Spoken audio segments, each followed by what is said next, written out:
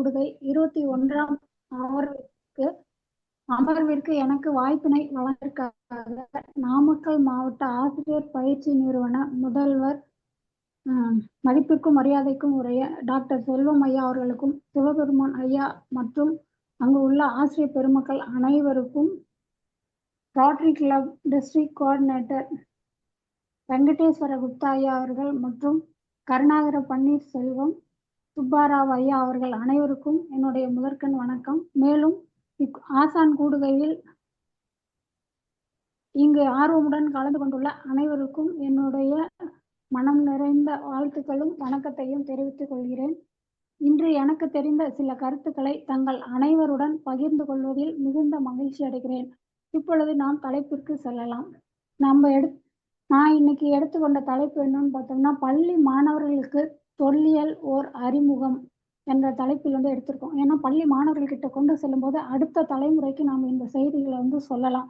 அதனால ஒரு அடிப்படை தொல்லியல் அப்படின்னா எதையெல்லாம் தெரிஞ்சுக்கலாம் அப்படிங்கிறத மட்டும்தான் இப்போ பேசிக்கா நம்ம பார்க்க போறோம். முதல்ல பார்த்தோம் அப்படின்னா, நம்மளுடைய அதாவது தொல்லியல் அப்படின்னா என்ன அப்படின்னு தெரிஞ்சுக்கணும். இது இலக்கியங்கள்ல பழமையான கருத்துக்களை பயன்படுத்துவது அல்லது எடுத்தாள்வது தொன்மங்கள் ஆகும். பழமை என்பதை வடமொழியில் புராணம் அப்படின்னு சொல்றாங்க. தொன்மங்களை பற்றி ஆராயும் துறைக்கு தொன்மவியல் அப்படின்னு சொல்றாங்க. இந்த தொல்லியல் என்பது பொருள்சார் பயன்பாட்டை அகழ்ந்தெடுத்து தொன்மை கால மாந்தர் செயல்பாட்டை பகுப்பாய்வு செய்யும் அறிவியல் புலமாகவும் இருக்குது. இவ்வகை பொருள்சார் பயன்பாட்டை தொல்லியல் ஆவணங்களில் கட்டிடக்கலை, தொல்பொருட்கள், தொல்லுயிர் எச்சங்கள், மனித எச்சங்கள், சூழலியல் எச்சங்கள் இது அனைத்தும் உள்ளடக்கியதாகும். மேலும் நம்மளுடைய நாட்டின் பண்பாட்டையும் நாகரிகம், கலாச்சாரம் போன்றவற்றை இன்றளவும் உலகறிய செய்வதற்கு பண்டைய மன்னர்கள் வாழ்ந்த காலத்தினுடைய கல்வெட்டுகள், நடுகற்கள், கோயில் கட்டிடக்கலை, சிற்பக்கலைகள், செப்பேடுகள், ஓலைச்சுவடிகள், நாணயங்கள், அரண்மனைகள், அது இந்த நினைவு சின்னங்கள், இலக்கியங்கள் போன்றவும் வரலாற்றை இன்றளவும் அறிய உதவும் கால கண்ணாடிகளாக இருக்கின்றன. அக்கால நிகழ்வுகளை எடுத்துரைக்கும் ஒரு வரலாற்று ஆவணமாகவும் திகழ்கிறது.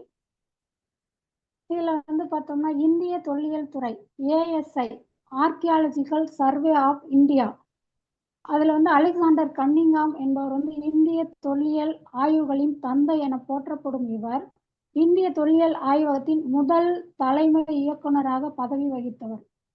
1946ஆம் ஆண்டு முதல் இந்திய தொல்லியல் துறையில் அருங்காட்சியக பிரிவு தொடங்கப்பட்டது. இந்திய தொல்லியல் ஆய்வகம் இந்தியாவில் 44 இடங்களில் தொல்பொருட்கள் மற்றும் பண்பாட்டு நினைவு சின்னங்களை கொண்ட அருங்காட்சியகங்களில் அமைத்து பராமரித்து வருகிறது. அது மட்டுமல்லாமல் 1861இல் அலெக்சாண்டர் கன்னிங்காம் என்பவரால் இந்திய தொல்லியல் துறை ஆரம்பிக்கப்பட்டது. இந்த இந்திய தொல்லியல் துறை 5 மண்டலங்களாக பிரிக்கப்பட்டுள்ளது. மேற்கு மண்டலம், கிழக்கு மண்டலம், வடக்கு மண்டலம், தெற்கு மண்டலம், மத்திய மண்டலம் என்று. இந்தியாவில் மட்டும் 1000 அருங்காட்சியகங்கள் உள்ளன. மிகப்பெரிய அருங்காட்சியகம் கொல்கத்தாவில் உள்ளது. இது இந்திய தொல்லியல் துறையை பற்றியது. நம்மளுடைய தமிழ்நாடு தொல்லியல் துறையை பற்றி ஒரு அறிமுகம். தமிழ்நாடு தொல்லியல் துறையின் தந்தை என்று அழைக்கப்படுபவர் ராமச்சந்திர நாகசாமி. இவர் தமிழ்நாட்டின் முதல் தொல்லியல் துறையின் இயக்குநராக இருந்தவர். தமிழ்நாடு தொல்லியல் துறை 1961இல் ஆரம்பிக்கப்பட்டது. AD archaeological department.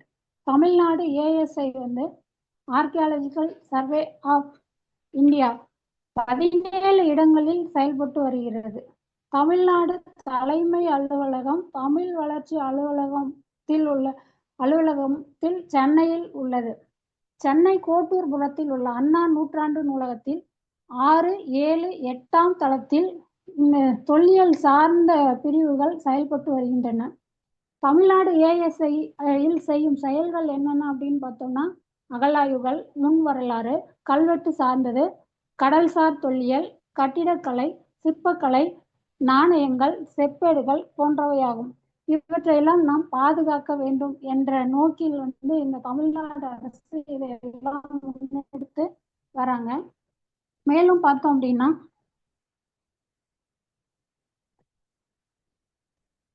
தொல்லியல் துறை இன்று பல்வேறு பரிணாமங்களில் விரிவடைந்து வளர்ச்சி பெற்றுள்ள துறையாக வளர்ந்துள்ளது. தொல்லியல் ஆனது வரலாற்றுக்கு முந்தைய தொல்லியல் மற்றும் வரலாற்று கால தொல்லியல் என இரு பெரும் பிரிவுகளாக திகழ்கிறது. தொல்லியல் ஆய்வில் அண்மையில் ஏற்பட்டுள்ள வளர்ச்சிகளின்படி சுற்றுச்சூழலில் ஏற்பட்டுள்ள மாற்றங்களும் கவனத்தில் எடுத்துக் கொள்ளப்படுகின்றன.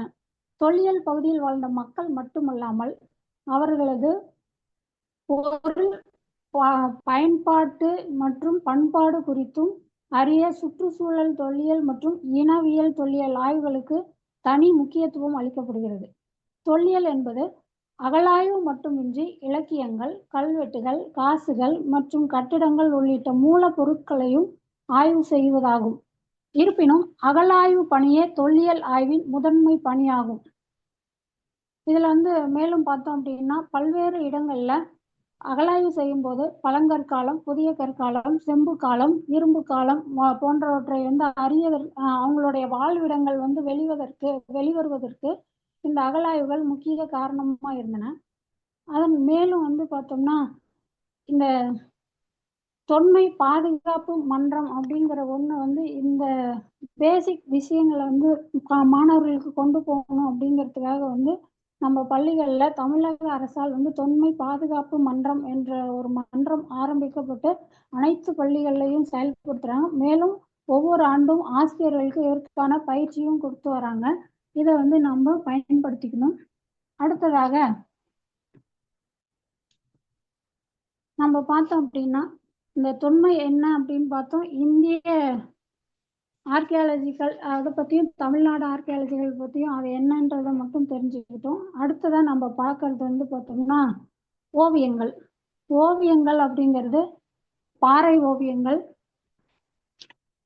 சுவர் ஓவியங்கள், அச்சு ஓவியங்கள், கோட்டு ஓவியங்கள் அப்படிங்கிறதெல்லாம் சொல்லலாம்.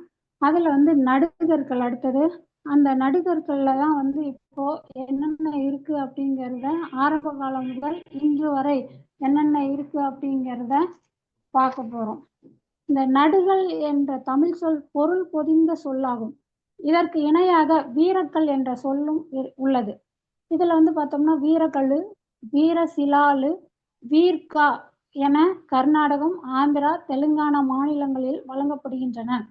நம்ம இதுல இந்தியாவுல பார்த்தோம்னா உர்ஸ்கல் அப்படின்னு இந்த கல்லை சொல்றாங்க. அது இல்லாம வட இந்தியாவுல பார்த்தோம்னா கத்ரி, பாலியா, கீர்த்தி ஸ்தம்பம் என்றெல்லாம் அழைக்கப்படுகின்றன. வீர மரணம் அடைந்தவருக்கு தொடக்கத்துல வீரக்கல் வச்சாங்க. பிற்காலத்துல பல்வேறு காரணங்களுக்காக இறந்துபட்டவர்களுக்கும் நடுகள் எடுக்கப்பட்டன. இத்தகைய நினைவு கற்களை வெவ்வேறு பெயர்களில் உலகத்தவர் அழைத்தனர், இன்றும் அழைத்து வருகின்றனர். இந்த தமிழகத்தில் இயற்கை வழிபாட்டிற்கு பின் நீர்த்தார் வழிபாடு அல்லது முன்னோர் வழிபாடே தொன்மையானதாகும். பெரும்பாலாக சங்க இலக்கியங்கள் நடுகர்களை குறிப்பிடுவதுடன் நடுகள் வழிபாட்டு முறைகளையும் படம் பிடித்து காட்டுவதா உள்ளது. நீதி நூலாகிய திருக்குறளும் நடுகளை குறிப்பிடுகிறது. இது இல்லாம அந்த எழுத்தில்லா ஓவிய நடுகர்களே தொடக்கத்தில் ஏற்படுத்தப்பட்டன.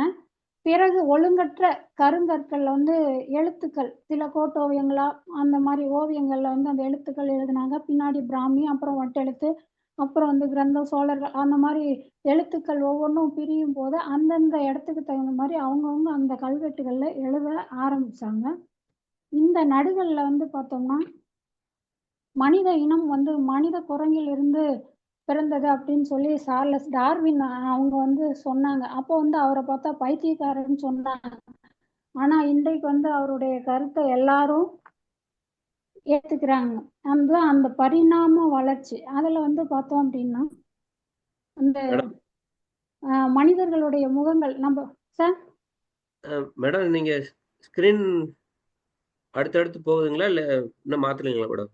இல்ல நான் இன்னும் அந்த இதுக்கு வரலைங்க. ஏதாவது வரும்போது அப்படியே இது பண்ணிக்கிறேங்க, மாத்திடுறேங்கய்யா. சரிங்க மேடம். சரிங்க. இந்த மனிதனுடைய பரிணாம வளர்ச்சியை வரையறை செய்து நாகரீக மனிதன் ஹோமோ சாப்பியன்ஸ் கரடு முரடான கருக்கருவிகளை வந்து பயன்படுத்த தொடங்கியது முதல் பெருங்கற்காலம் வரை அவன் விட்டு சென்ற பொருட்களை கொண்டு மனிதனுடைய பழங்கால வரலாற்றை வரையறை செய்கின்றனர். இந்த பெருங்கற்காலம் எனப்படும் இரும்பு காலம் எப்போது ஆரம்பிக்கப்பட்டது அப்படி என்பதில் நாட்டுக்கு நாடு கால வித்தியாசம் உண்டு. அவ்வாறே மனிதரை அதாவது நம்ம அடக்கம் செய்யும் முறைகளிலும் தேசத்திற்கு தேசம் வேறுபடுகின்றன. இது வந்து அனைவருக்கும் பொதுவாக இருந்தாலும் வந்து ஒரு சில ஈமச் சடங்குகள்லேயே பார்த்தோம்னா வேறுபாடுகள் நிறைந்து இருக்கிற மாதிரியான ஒரு சூழலும் இருக்கும். இந்த நடுகற்கள்ல பார்த்தோம்னா ஃபர்ஸ்ட் வந்து ஆணிரை போர். நம்ம வந்து புறத்திணைகள் 12 படிச்சிருப்போம். அதுல வந்து அந்த திணைகள் படிச்சிருப்போம். அதுல ஆணிரை போர் அதற்காக எடுக்கப்பட்ட நடுகள். சதிக்கல், ஊரை காத்தான்கள், பெண் மீட்டான்கள், புலிக்குத்தி பட்டான்கள், பன்றி குத்தி பட்டான்கள், கோட்டை காத்தான்கள், குதிரை குத்தி பட்டான்கள், மாடு முட்டி பட்டான்கள், யானை குத்தி பட்டான்கள், அந்த எல்லை காத்தான்கள், இந்த கோயில் காக்க உயிரிட்டான்கள், இந்த மாதிரி நிறைய கற்கள் அது மட்டும் இருக்கு. அது இல்லாம இந்த ஈம சின்னங்கள்லயே பார்த்தோம் அப்படின்னா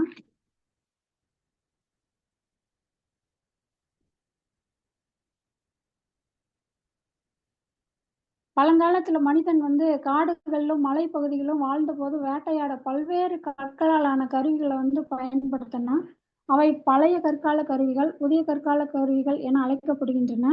இது வந்து வரலாற்றுக்கு முற்பட்ட மனிதன் வாழ்வியல் முறைகளை வந்து நாம் அறிந்து கொள்ள முடிகிறது. அவன் இறந்த பின் என்ன நடக்கும் என்ற கேள்வி மனிதனுள் ஆதிகாலம் முதலே எழுந்து வந்துள்ளது. ஆரம்பத்தில் இறந்த மனிதனை அதே இடத்தில் விட்டுவிட்டு உணவை தேடி அடுத்த பகுதிக்கு இடம்பெயர்ந்தான். நிலையாக விவசாயம் செய்ய துவங்கிய பின் ஒரே இடத்தில் தங்கி மனிதன் வாழ துவங்கினான். மனிதன் ஒரே இடத்தில் தங்கி வாழ துவங்கிய பின்னர் தான் கூட்டத்தில் இறந்த முக்கியமான தலைவனுக்கு நினைவு சின்னம் அமைக்க துவங்கினான். 4 வகை நிலங்களுக்கும் ஏற்ப நினைவு சின்னங்கள் அமைக்கப்பட்டன. இந்த மலைப்பகுதியிலோ நிலப்பகுதியிலோ வெவ்வேறு வகையில் அடையாள சின்னங்கள் வந்து அமைக்கப்பட்டன. இவை ஈம சின்னங்கள் என அழைக்கப்பட்டன. உலகம் முழுக்க இத்தகைய ஈம சின்னங்கள் காணப்படுகின்றன. அதை பத்தி தான் இங்க வந்து நம்ம இப்போ திரையில பார்க்கிறது. முதல்ல அந்த வகைகள் என்னென்னு பார்த்தோம்னா கல்பதுகை, கற்குவை, கற்திட்டை, ஈமப்பேழை, குத்துக்கள், முதுமக்கள் தாலி, தொப்பிக்கல், தாய் தெய்வம், நடுகற்கள் இது எல்லாமே வரும். இதுல நம்ம இப்ப பார்க்கறது வந்து கற்பதுகை. இந்த மாதிரியான அமைப்புல தான் வந்து அந்த பதுகை இருக்கும். அது பார்த்தோம் அப்படின்னா உள்ள வந்து புளியா இருக்கிற மாதிரி அதுல அவங்களுக்கு தேவையான பொருட்கள், இந்த இறந்தவர்களுக்கு என்னென்னலாம் பிடிக்குமோ அதையெல்லாம் வச்சு அந்த கற்களால வந்து மூடி இருக்கிற மாதிரியான ஒரு அமைப்பு. இது வந்து கற்குவை. இது வந்து கல் திட்டை, சுத்தியும் கற்களால வச்சு மேல வந்து அதை அப்படியே மூடிடுறது. இது வந்து இதுவுமே அதேதான். இது வந்து ஈமப்பேழை. அந்த சவத்தை வந்து அதுக்குள்ள வச்சுட்டு அவங்களுக்கு அதுல என்னென்னலாம் தேவையோ அதெல்லாம் இது பண்ணுவாங்க. இது மண்ணால வந்து செஞ்சு அதுக்கப்புறம் அதை பக்குவப்படுத்தி அதை சுத்தி அவங்களுக்கு என்னெல்லாம் தேவையோ அதையெல்லாம் வந்து அதுல வச்சிருப்பாங்க. இதுவும் அதேதான். இது வந்து அருங்காட்சியகத்துல இருந்து எடுக்கப்பட்ட புகைப்படம். இதுவும் அதே போலதான் உடைந்த நிலையில் இருக்குது. இது வந்து குத்துக்கள். நாங்க பள்ளி மாணவர்களுடன் வந்து சென்று கண்டுபிடிக்கப்பட்ட குத்துக்கள். இது போல வந்து ஒரு 6 குத்துக்கள் வந்து கண்டுபிடிச்சிருக்கோம் இது வரைக்கும். இது முதுமக்கள் தாலி. சேலம் மாவட்ட அருங்காட்சியகத்தில் வந்து இந்த முதுமக்கள் தாலி இன்னைக்கும் இருக்குது. இது தொப்பிக்கல். இது வந்து பார்த்தோம்னா அந்த காளான் எப்படி இருக்கும், மேல அந்த காளானுடைய மேல் பகுதி எப்படி இருக்கோ அதே மாதிரி மாதிரியில வந்து இந்த தொப்பிக்கல் இருக்கும். இதுவும் அதேதான். இது தாய் தெய்வ வழிபாடு. தாய் தெய்வ வழிபாடு அப்படிங்கிறதும் தவ்வை அப்படிங்கிறதும் ஒண்ணுதான். நம்ம வந்து ஸ்ரீதேவி மூதேவின்னு இன்னைக்கு சொல்லிட்டு இருக்கிறோம். அந்த மூதேவி அப்படிங்கிறது தான் அன்றைய நாள்ல தாய் தெய்வமா வந்து வழிபட்டாங்க. இது அதிகமா வந்து பார்த்தோம்னா பல்லவர் காலத்துலதான் இந்த தாய் தெய்வ வழிபாடு வந்து அதிகமா இருந்தது. போருக்கு போகும்போது நம்ம வந்து எதையெல்லாம் சகுனமா நினைக்கிறோமோ அவங்களதான் வந்து முதல்ல மன்னர்களும் வந்து முக்கியத்துவம் கொடுத்து வழிபட்டு போனாங்க என்பதற்கு இந்த தாய் தெய்வ வழிபாடு ஒரு உதாரணமா இருக்கும். அடுத்ததா நடுகற்கள்.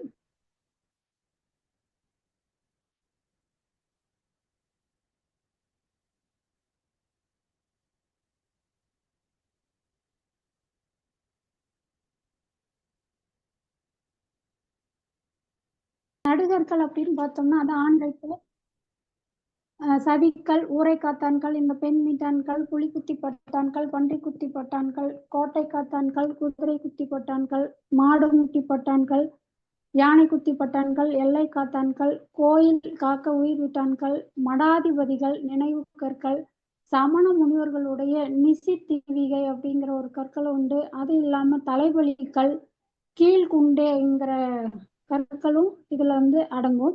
அதுல ஃபர்ஸ்ட் வந்து பார்த்தோம்னா அந்த ஆணிரை போருக்காக வந்து எடுக்கப்பட்ட நடுகள்.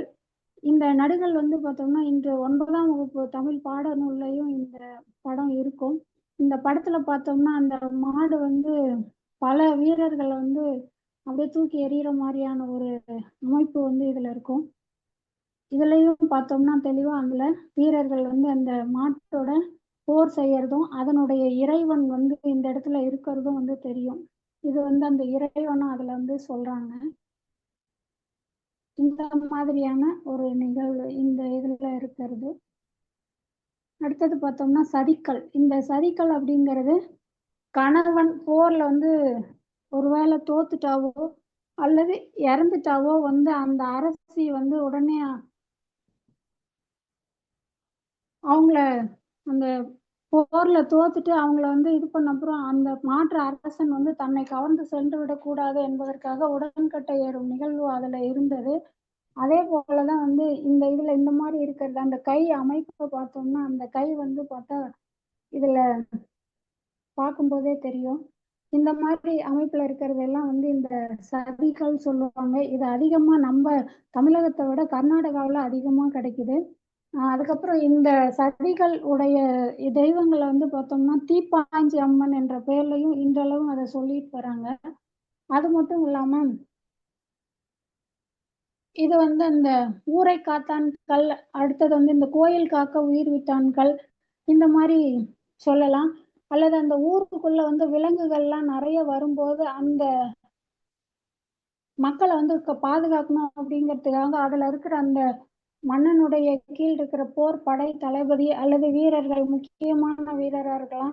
ஏன்னா அவங்கதான் இதுல இருக்கிற ஆடைகள் அணிகலன்கள்ல வந்து வித்தியாசம் தெரியும். நம்ம அவங்க போர் வீரரா, படைத்தலைவரா, அரசரா அப்படிங்கறத அவங்களுடைய ஆடை ஆபரணங்களை வச்சு நாம தெரிஞ்சுக்கலாம். இதுல வந்து பார்த்தோம்னா இதுல எல்லாமே அந்த கழுத்துல வந்து பார்த்தோம்னா அந்த கண்டிகை, சரப்பளி, இங்க பார்த்தோம்னா குருவால், அந்த இது எல்லாமே வச்சிருக்காங்க. அப்ப இவர் வந்து ஒரு படை தலைவரா இருக்கலாம். இதுவுமே நாங்க எங்களுடைய பள்ளி மாணவர்கள் மூலமா கண்டறிந்த ஒரு நடிகர் தான். இவர் வந்து முத்தப்பன் என்ற பெயரில் இன்றளவும் வந்து வழிபாட்டுல வந்து இருக்கிறாங்க. ஒவ்வொரு மக்கள் வந்து அந்த வழிபாடு ஒவ்வொரு ஆண்டும் செஞ்சுட்டு வராங்க. அதன் பின்னாடி இது புலிக்குத்தி பட்டான்கள். இது ஊர்ல வந்து அந்த விலங்குகள், புலி இந்த மாதிரி விலங்குகள் வந்து மக்கள் கிட்ட வரும்போது அதுக்காக அந்த புலியையும் கொன்னுட்டு தானும் இறந்ததற்காக அந்த ஊர் மக்களோ அல்லது அரசனோ அவர்களுக்காக அவர்களுடைய நினைவா எடுக்கப்பட்ட கல் புலிக்குத்தி பட்டான்கள். இதுவுமே எங்களுடைய பள்ளி மாணவர்களோட சென்று இந்த கல்லை கண்டுபிடிச்சோம். அந்த புலிக்குத்தி பட்டான்கள். இதுல பார்த்தோம்னா கூடவே அங்க பெண் இருப்பாங்க. அவங்க கையில ஒரு முடிச்சு மாதிரி எல்லாம் வச்சிருப்பாங்க. இது எல்லாமே அதுல இருக்கும். அடுத்தது குதிரை குத்தி பட்டான்கள். இது வந்து 9ஆம் நூற்றாண்டுடையது. இதுல வந்து அனைத்து தகவல்களும் இருக்கு. இது தர்மபுரியில இருந்து கிடைக்கப்பட்ட ஒரு நடுகள். அடுத்ததா பார்த்தோம் அப்படின்னா இது பன்றியுடன் நாய் போரிட்ட நினைவுகள். வாணியம்பாடி வட்டத்திலிருந்து எடுக்கப்பட்டது. ஆம்பலூர். இதனுடைய காலம் கிபி 9ஆம் நூற்றாண்டு. இந்த இரு காட்டு பன்றிகளை வந்து இவ்வூர் அந்த பெயர் கொடுத்திருக்காங்க பாருங்க. கோவனின் உலகன், வந்தி, கத்தி என்னும் இரு நாய்கள் பன்றிகளுடன் சண்டையிட்டு பன்றிகளை கொண்டு தாமும் இறந்தன. அதுபோல ஒண்ணு கொன்ன அப்புறம் அவங்களும் அந்த யார் அந்த விலங்கு வருதோ அதுவும் இறந்துருவாங்க. மனிதரா இருந்தாலும் சரி, விலங்கா இருந்தாலும் சரி, அவங்க 2 பேருமே இறந்ததற்காக எடுக்கப்பட்ட ஒரு நடிகள் இது. அடுத்தது கோழிக்காக எடுக்கப்பட்ட நடுகள். இது வந்து பார்த்தோம் அப்படின்னா அரசலாபுரத்துல எடுக்கப்பட்டது. இதுல இருக்கிறது வந்து தமிழி எழுத்து. 3ஆம் நூற்றாண்டுக்கு பின்னாடி அதாவது வட்டெழுத்துடைய வளர்ச்சி நிலையும் இதுல இருக்குது. இது வந்து பார்த்தோம்னா முகையூறு மேச்சேரிக்கு ஆடி கருகிய கோழி அப்படின்னு அந்த போட்டியில வந்து எடுத்து இது பண்ணி அந்த இதுக்காக வந்து வைக்கப்பட்ட ஒரு நடுக்கல். இதுவும் வந்து கோழிக்காக எடுக்கப்பட்ட நினைவுகள். இது வந்து எங்க இருக்குன்னா இந்தலூர் அப்படிங்கிறதுல. இதனுடைய காலமும் பார்த்தோம் அப்படின்னா 6ஆம் நூற்றாண்டு. இது வந்து கீழச்சேரி கோழி பெடு கொற்றி அப்படிங்கிற வாசகம் வந்து இதுல இருக்கு. இதுவும் வந்து தமிழி அல்லது பிராமியில எழுதப்பட்டது. இது வந்து கோழிக்காக எடுக்கப்பட்ட நடுகள். இது வந்து அரிகண்ட சிற்பம். இந்த அரிகண்டம், நவகண்டம், தூக்குத்தலை அப்படிங்கிற 3 வகையான இதெல்லாம் இதுல இருக்கு. இத வந்து பார்த்தோம்னா உயிர் கொடை வீரர்கள்னு சொல்லுவாங்க. எதுக்காகன்னு பார்த்தோம்னா போரில் வந்து பங்கு கொண்டு வெற்றி பெற்ற பின் துர்க்கை அம்மன் முன்னிலையில வந்து தலையை பலி தந்த வீரர்களுக்காக எடுக்கப்பட்டது. அந்த கொற்றாயை வந்து காடமர் செல்வி பழையோள் குளவி என்று சிறப்பிக்கப்படும் கொற்றவை முன்பு தன் தலையை அரிந்து அவங்களுக்கு அவங்களே பலியிடுறது. இது வந்து தாரமங்கலத்துல, சேலம் மாவட்டம் தாரமங்கலம் கைலாசநாதர் கோயில்ல உள்ள ஒரு நடுகள். இத வந்து அரிகண்டம் அப்படின்னு சொல்லுவாங்க. இது எப்பெல்லாம் பார்த்தோம் அப்படின்னா இந்த பல்லவர் கால, முற்கால சோழர் கால சிற்பங்கள்ல இந்த கொற்றவையின் கீழ்ப்பகுதியில வந்து பார்த்தோம்னா இந்த அரிகண்டம், நவகண்டம் வந்து அவங்க தலையை வெட்டி அவங்க அந்த அம்மனுடைய காலில் வைக்கிற மாதிரியான சிற்பங்கள் நிறைய இருக்கு.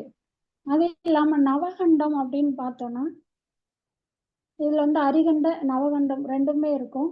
நவம் அப்படின்னா 9, கண்டம்னா துண்டங்கள். ஒரு வீரர் தன் உடலை வந்து 9 துண்டங்களாக்கி தாமே வெட்டி கொண்டு உயர்த்திருப்பது. இந்த நவகண்டத்துல பார்த்தோம்னா அந்த தமனி, சிரை இந்த மாதிரி முக்கிய ரத்த நாளங்களை வந்து 8 இடங்கள்ல வந்து வெட்டிடுவாங்க ஃபர்ஸ்ட். அதன் பின்னாடி இறுதியாக கழுத்தை வந்து அவங்களே அறுத்துக்கிட்டே இருப்பாங்க. இது வந்து சிறந்த போர் பயிற்சி உடைய வீரரால் மட்டுமே செய்ய முடியும். ஏன்னா ஒரு நரம்பை கட் பண்ணி விட்டுட்டாலும் வந்து உடனே ரத்தம் நிறைய வெளியே வந்தது அவங்க மயங்கி விழுந்துருவாங்க. அதனால அந்த ஒரே செகண்ட்ல வந்து அந்த 8 இடங்கள்ல வெட்டிட்டு தன்னுடைய தலையும் தானே வந்து வெட்டிக்குவாங்க. இதுதான் வந்து நவகண்டம் அப்படின்னு சொல்லுவாங்க. அதன் பின்னாடி வந்து பார்த்தோம்னா தூங்குதலை அல்லது தூக்குத்தலை. அது வந்து பார்த்தோம் அப்படின்னா ஒரு மூங்கில்ல அந்த மனிதனுடைய தலையை அந்த மூங்கில்ல வந்து கட்டிடுவாங்க. கட்டின பின்னாடி அவங்க அந்த வீரனோ அல்லது அந்த முன்னாடி இருக்கிற படை வீரனும் அவங்களுடைய தலையை வந்து வெட்டி விடுவாங்க. அந்த தலை மட்டும் பார்த்தோம் அப்படின்னா அந்த மூங்கில்ல ஸ்ட்ரெயிட்டா மேல போய் நிற்கும். இததான் வந்து அந்த தூங்குதலை அல்லது தூக்குதலை அப்படின்னு சொல்றாங்க. இன்னொரு வகை பார்த்தோம்னா கீழ்குண்டே அப்படின்னு. இது வந்து கன்னட பெயர். தன்னுடைய அரசன் வந்து உயிர் விட்டா அவரை வந்து தரையில புதைக்கிறதுக்கோ எரிக்கிறதுக்கோ அங்க இருக்கிற அந்த போர்படை தளபதியோ அல்லது வீரனோ விட மாட்டாங்க. ஏன்னா அந்த அளவு அந்த அரசனை நேசிக்கிறவங்களா இருப்பாங்க. அவங்கள வந்து ஒரு புதைக்குழி மாதிரி ஒரு 8க்கு 8 அல்லது நம்ம அவங்களுக்கு தகுந்த மாதிரி அந்த குழியை வந்து பெருசாவோ சின்னதாவோ அமைத்து அதுல வந்து தன் மடியின் மீது வந்து அவருடைய எஜமானருடைய உடலை வந்து தன் மடியில கிடத்தி உயிருடன் புதைத்து தன் உயிரையும் வந்து தியாகம் செய்வாங்க. அப்படியே வந்து அந்த மன்னனுடைய உடலை தன்னுடைய மடி மேல வச்சதும் அவர் உயிரோடயே இருப்பாரு. அப்படியே மூடிடுவாங்க. இதுதான் வந்து அந்த கீழ்குண்டு அப்படிங்கிறது. இது மட்டும் இல்லாம பார்த்தோம் அப்படின்னா அடுத்ததா வர்றது நம்மளுடைய கல்வெட்டுகள் அப்படின்னு பார்த்தோம்னா அதுலதான் எழுத்துக்களுடைய வகைகள் வரும். அதுக்கு முன்னாடி எதுல இருந்து ஆரம்பிச்சதுன்னா அந்த ஓவியங்கள் அப்படின்னு வரும்போது பார்த்தோம்னா நம்ம ஒரு சின்ன கதையை மட்டும் தெரிஞ்சுக்குவோம். சாரி, இந்த ஓவியங்களுக்கு முன்னாடி நடுகல்ல பார்த்தோம்னா நீசி அதாவது திகை அப்படின்னு வந்து சொல்றாங்க. அது எதுக்காக அப்படின்னா, இந்த சமணர்கள் இவங்க எல்லாம் இருப்பாங்க இல்லைங்களா, அவங்க வந்து பார்த்தோம்னா உண்ணா நோன்பிருந்து உயிர் விட்ட இடங்கள்ல இந்த நீசி திகை கல்வெட்டுகள் வந்து வெட்டப்பட்டன. இது சமணர் வந்து நீத்தா நினைவுகள்ல இன்றைக்கு வரைக்கும் வந்து குறிப்பிட்டு வராங்க. அடுத்ததாக இந்த ஓவியத்துக்கு வரும். இந்த ஓவியம் வரும்போது ஓவியத்துல பாறை ஓவியம், சுவர் ஓவியம், அச்சு ஓவியம், கோட்டு ஓவியம் என்று வந்து ஓவியங்களை வகைப்படுத்தலாம். மேலும் இந்த ஓவியம் வந்து ஒரு கதை இருக்கு. நக்னஜித் அப்படிங்கிற ஒரு மன்னன் வந்து வாழ்ந்து வரான்.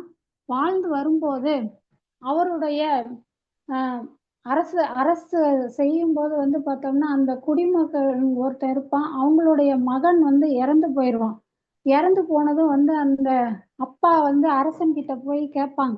என்னன்னு பார்த்தோம்னா, ஏன் வந்து என்னுடைய மகன் இறந்து போயிட்டான், நீ அரசனா இருக்கல்ல, அப்ப வந்து எனக்கு வந்து மீட்டு கொடுக்கணும் என்னுடைய மகனை அப்படின்னு சொல்லி கேட்பாங்க. அப்போ கேட்கும்போது அந்த அரசன், நான் எப்படி வந்து நானும் உன்னை போல சாதாரண மானிடன் தான், ஆனா அரசனா இருக்கேன், நான் எப்படி வந்து ஒரு உயிரற்ற ஒரு மகனை வந்து நான் உயிரோட கொண்டுட்டு வர முடியும்னு சொல்லி கேட்பாரு.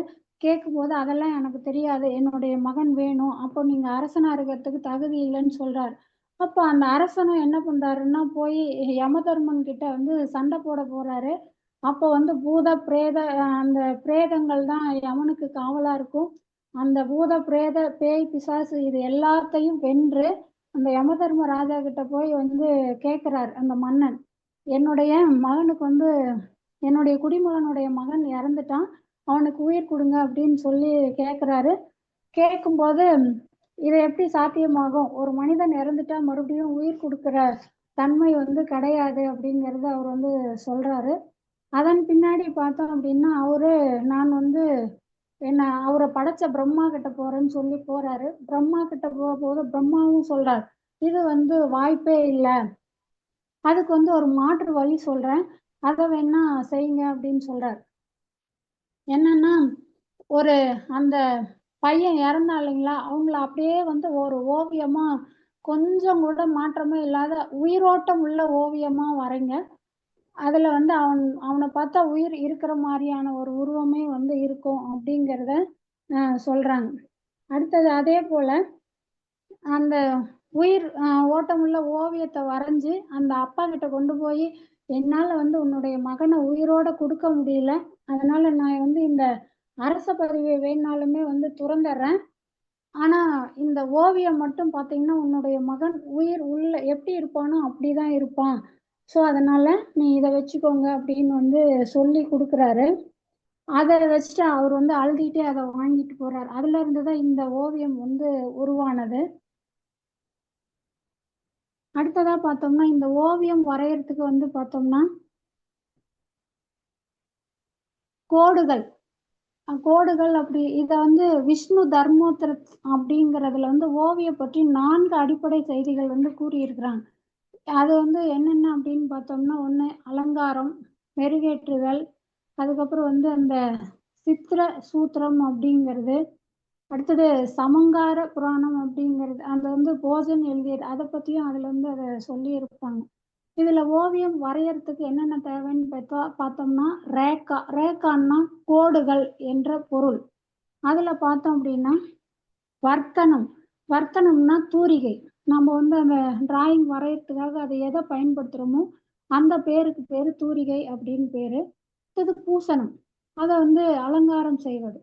வர்ணம், வர்ணம்ங்கிறது நிறம் பூசுதல். அந்த இதுக்கு நம்ம வரைஞ்சிடுறோம், வரைஞ்சாலுமே வந்து அதுக்கு மெருகேற்றும் போது தான் அது வந்து நல்ல அருமையா இருக்கும், அதுக்காக வந்து அதை இது பண்றோம்.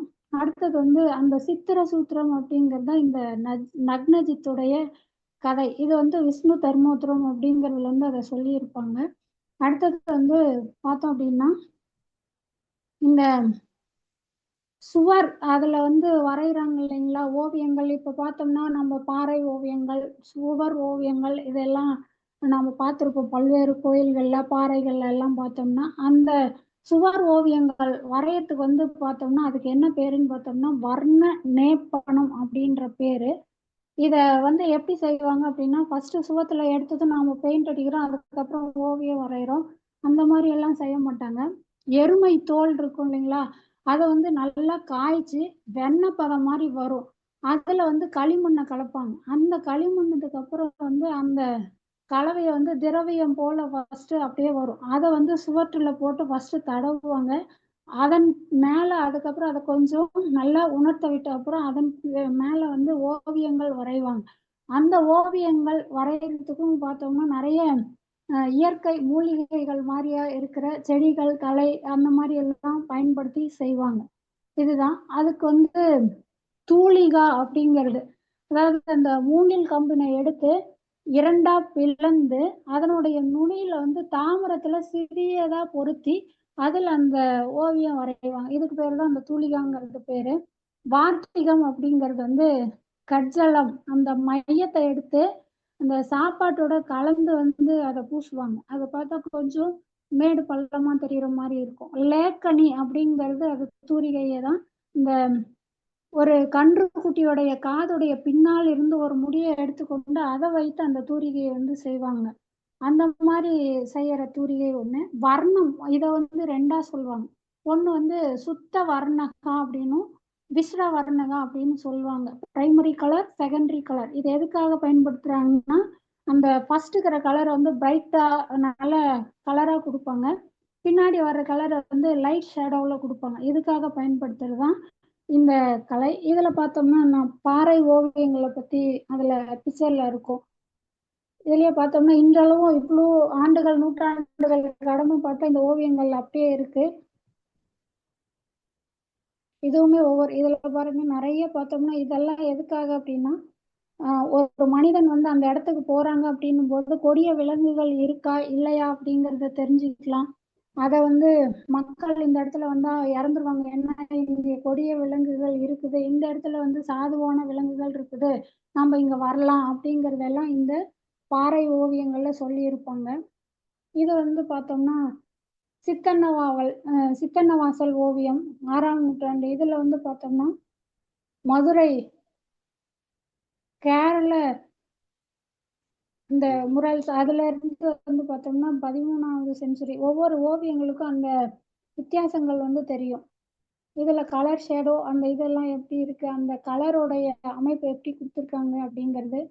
இது வந்து ராஜராஜ சோழனும் அவர் ஆசிரியரும் கருவூரார் அப்படின்னு சொல்லுவாங்க. இது வந்து தஞ்சாவூர் கோயில்ல இன்றளவும் இருக்கு. இது வந்து நாங்க உள்ள போய் பார்த்து எடுத்த இந்த ஓவியம். இந்த தஞ்சை பெரிய கோவில்ல சாந்தார் அறை அப்படின்னு சொல்லி அந்த சிவன் இருக்கிற சிவனை சுத்தி வந்து ஒரு அறை இருக்கும். அதுல அனுமதி கிடையாது, அதை பூட்டி வச்சிருப்பாங்க. அந்த அறைக்கு உள்ள பார்த்தோம் அப்படின்னா இந்த சோழர் கால ஓவியங்கள்லாம் இருக்கு. அதுல இருந்து எடுத்த ஒரு புகைப்படம் இது. இது வந்து பார்த்தோம்னா காஞ்சிபுரத்துல எடுத்த ஒரு சுவர் ஓவியம். மேல கூரையில இருந்து எடுக்கப்பட்ட ஒரு ஓவியம்.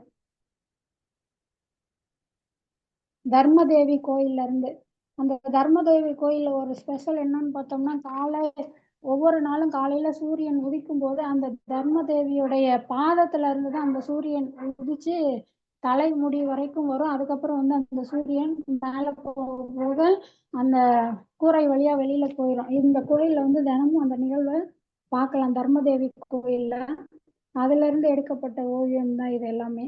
இதுவுமே அங்க இருந்து எடுக்கப்பட்ட ஓவியங்கள்.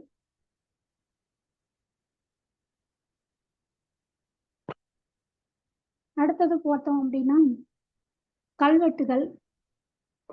இந்த கல்வெட்டுகள் அப்படின்னு பார்த்தோம் அப்படின்னா ஒரு மன்னன் எப்படியெல்லாம் இருந்தாங்க அல்லது என்னென்ன பணிகள்லாம் செஞ்சாங்க அப்படிங்கறத எல்லாம் வந்து தெரிஞ்சுக்கிறதுக்கு இந்த கல்வெட்டுகள் வந்து பயன்படும். அது மட்டும் அல்லாம இந்த எழுத்து வடிவங்கள், அதாவது ஓவியத்திலிருந்து பிராமி, வட்டெழுத்து, சோழர் கால தமிழ், கிரந்தம், இது மட்டும் இல்லாம பார்த்தோம்னா இந்த பிராமி தமிழிங்கிற எழுத்துலயே வந்து அசோக பிராமி அதெல்லாம் இருக்கு. கிரந்தத்திலேயே வந்து பல்லவ கிரந்தம் இருக்கு, தமிழ் கிரந்தம் இருக்கு.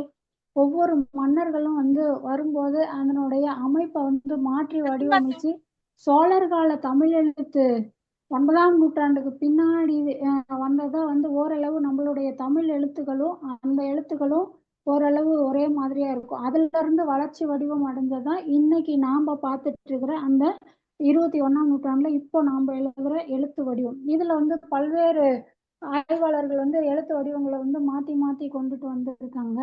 இப்போ தஞ்சாவூர் கோயில்ல பார்த்தோம்னா அந்த கல்வெட்டுகள்லாம் இருக்கும். அது வந்து சோழர் கால தமிழ் எழுத்து, அதை ஓரளவுக்கு படிக்க முடியும். இடையில பார்த்தோம்னா கிரந்த எழுத்து வரும். அது வந்து வர்க்க எழுத்து முறையில வர்ற ஒரு எழுத்து வகை. இது வந்து எழுதுறது கொஞ்சம் கடினம். இது சமஸ்கிருதத்துக்கு பதிலா நம்ம அந்த சமஸ்கிருதத்துல எழுதக்கூடாதுங்கிறதுக்காக நம்மளுடைய மன்னர்கள் வந்து பார்த்தோம்னா அந்த கிரந்த எழுத்தை வந்து அறிமுகப்படுத்தினாங்க. சமஸ்கிருதம் எப்படி எழுதுறோமோ அதே வேர்டை வந்து கிரந்த எழுத்துல நம்ம அதை எழுதுறோம். அதுக்காக வந்தது. அதே இதுலதான் அந்த தேவநாகரிங்கிற எழுத்தும் வந்து அப்போ வந்து இருந்தது. அது இல்லாம சித்த மாத்திரிகா, இன்னும் நிறைய எழுத்து வகைகள் வந்து அதுல இருக்கு.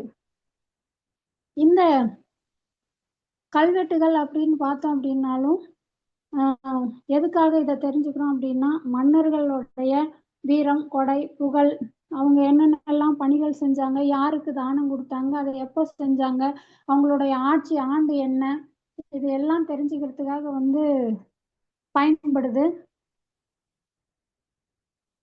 இது வந்து என்னுடைய பள்ளி மாணவர்கள் அவங்க வந்து பார்த்தோம்னா இந்த 4 எழுத்து வடிவங்கள்லையும் அன்னன்னைக்கு என்னன்னைக்கு எழுதுறாங்களோ அன்னைக்கு தேதியோட போட்டு இதை எழுதுவாங்க. மேலே வந்து ஃபர்ஸ்ட் தமிழ்ல, ஏன்னா கீழே என்ன எழுதியிருக்காங்கன்னு தெரியாது அப்படிங்கிறதுக்காக தினம் ஒரு திருக்குறள் அப்படிங்கிற தலைப்புல வந்து எழுதுவாங்க.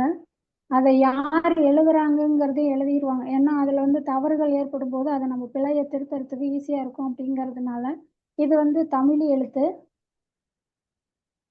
இது வந்து வட்டெழுத்து, இது சோழர் கால தமிழ் எழுத்து, இது வந்து கிரந்த எழுத்து. இந்த கிரந்த எழுத்துல வந்து புள்ளியே வராது. அந்த எழுதுற விதமும் வேற மாதிரி இருக்கும்.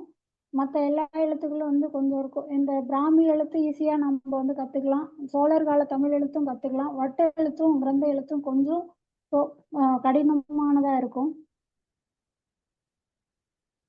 அடுத்தது இது வந்து பார்த்தோம்னா சூள கல்வெட்டுன்னு சொல்லுவாங்க. இதுவும் எங்க பள்ளி மாணவர்கள் மூலமா நாங்க கண்டறிந்த ஒரு கல்வெட்டு தான். இந்த கல்வெட்டு வந்து பார்த்தோம் எதுக்குன்னு பார்த்தோம்னா இந்த மாதிரி சூளம் போட்டு இருக்கிற கல் வந்து ஒன்று சிவன் கோயிலுக்கு வந்து தானம் கொடுத்ததற்காக எடுக்கப்பட்ட ஒரு கல்வெட்டு. இதுல வந்து ஸ்ரீ கைலாயநாதர் அப்படிங்கிறது இருக்கும். இதுலயே வந்து இந்த சங்கு சக்கரம் இந்த மாதிரி எல்லாம் போட்டு இருந்தது அப்படின்னா அது வந்து பெருமாள் கோயிலுக்காக கொடுக்கப்பட்ட ஒரு தான கல்வெட்டு. இது வந்து ஒரு கிரந்த கல்வெட்டு. இதுவும் எங்க பள்ளி மாணவர்கள் மூலமா நாங்க கண்டறிந்த ஒரு கல்வெட்டு. இதுல பார்த்தோம் அப்படின்னா 2 மலை முகடுகள் இருக்கும். கீழே ஒரு பசுமாடு இருக்கும். அந்த பசுமாட்டு கீழே பார்த்தோம்னா ஒரு எழுத்து வந்து எழுதின மாதிரி 4 பக்கம். இதுல வந்து கொஞ்சம் கல் மட்டும்தான் வந்து கிடைச்சது. அதனால அதை மட்டும்தான் இங்க வச்சிருக்கோம். அதுல வந்து என்ன இருக்கு அப்படின்னு பார்த்தோம்னா இந்த கால்நடைகள், அந்த காலத்துல வந்து கால்நடைகள்லாம் இருக்கும். அந்த கால்நடைகளுக்கெல்லாம் நோய், கோமாரி நோய், அந்த மாதிரி வேற வேற நோய் எல்லாம் வரும். அந்த மாதிரி எல்லாம் வரும்போது இந்த கல்லுக்கு வந்து பார்த்தோம், இதை மந்திர கல்லுன்னு சொல்லுவாங்க, சன்னாசி கல்லுன்னு சொல்லுவாங்க. இந்த கல்லுக்கு வந்து பூஜை பண்ணி அதுக்கு அபிஷேகம் பண்ணி அந்த தீர்த்தத்தை கொண்டு போய் அந்த பசுமாட்டுக்கோ அல்லது ஆட்டுக்கோ ஏதோ ஒன்று கொடுக்கும்போது பார்த்தோம் அப்படின்னா அதனுடைய நோய் நீங்கும் அப்படிங்கிற பொருள்ல வந்து இந்த கல்வெட்டு வரும். அடுத்தது வந்து பார்த்தோம் அப்படின்னா இதுவும் எங்களுடைய பள்ளி மாணவர்கள் மூலமா நாங்க கண்டறிந்த ஒரு கல்வெட்டு தான். இது 17ஆம் நூற்றாண்டை சேர்ந்த ஒரு கல்வெட்டு. இந்த கல்வெட்டுல பார்த்தோம்னா என்ன இருக்கு அப்படின்னா ஒரு ஊர், அதை வந்து தானம் கொடுத்ததற்காக வந்து கல்வெட்டு செய்தி வந்து அதுல இருக்கும். இதை வந்து ஓரளவுக்கு நன்றா தெளிவாவே வந்து இதுல இருக்கு. இதுல வந்து என்ன இருக்குன்னு பார்த்தோம்னா ஸ்ரீ கிருஷ்ணாபுரத்து இறைவனுக்கு பானாபுரம், இன்னைக்கு வந்து பானாபுரம் அப்படிங்கிறது, இத வந்து இந்த நிலத்தை தேவதானமாக கொடுத்த செய்தி தான் இந்த கல்வெட்டுல வந்து இருக்கு. இது வந்து ஒரு அரசன் கொடுத்ததா இருக்கலாம், அல்லது அந்த வேற எதுக்காவது அந்த கோயிலுக்கு வந்து கொடுத்த ஒரு தானம் இருக்கலாம். அதுல வந்து வண்ண உடை அப்படிங்கிற வார்த்தையோடைய கடைசியா முடிஞ்சிருக்கும். இந்த இடத்துல பார்த்தோம் அப்படின்னா இங்க ஸ்வஸ்தி ஸ்ரீ இதுலயும் ஒரு சில இடத்துல வந்து கிரந்த இதுல வந்து இந்த இடத்துல பார்த்தோம்னா கிருஷ்ண அப்படிங்கிறது வந்து பார்த்தா கிரந்த எழுத்துல வரும். ஒண்ணு கீழே ஒரு ஒரு எழுத்து கீழே வந்து ஒரு எழுத்து வர மாதிரி அந்த மாதிரி வர்றது வந்து ஸ்ரீ இந்த இடத்துல வருது பாருங்க. ஸ்ரீ கிருஷ்ண இந்த இடத்துல கி இதுலயே ரூ இஸ் நான் 3 எழுத்தும் ஒரே இது ஏன்னா கிரந்த எழுத்துல அப்படிதான் வரும். 3 எழுத்தும் சேர்த்து ஒரு எழுத்து வர மாதிரி வரும். அந்த எழுத்து வடிவம் அதுல நம்ம பார்க்கலாம். இதை வந்து நம்ம சேலம் மாவட்டத்திலேயே பிராமி கல்வெட்டு இருக்கக்கூடிய ஒரே இடம் நம்ம வாமலூர் அருகே உள்ள அம்மன் கோயில்பட்டி ஒரு கல்வெட்டு. இது வந்து ஒரு 4ஆம் நூற்றாண்டை சார்ந்த ஒரு கல்வெட்டு. இது வந்து நாங்கள் மாணவர்களை வந்து ஒரு களப்பயணம் கூட்டிட்டு போகும்போது அவங்கள வந்து அதை படிக்க தெரியுதா அப்படின்னு அந்த எழுத்து தெரியுதா அது எதனோட இது வந்து பிராமி மற்றும் வட்டெழுத்துடைய வளர்ச்சி நிலையில வந்து அதை எழுதி இருப்பாங்க. அதுதான் இந்த கல்வெட்டு நம்ம இதுல பாக்குறது. இது வந்து எங்கள் ஊர்ல தொலசம்பட்டியில நாங்க கண்டுபிடிச்சு ஆவணப்படுத்திய ஒரு கல்வெட்டு தான்.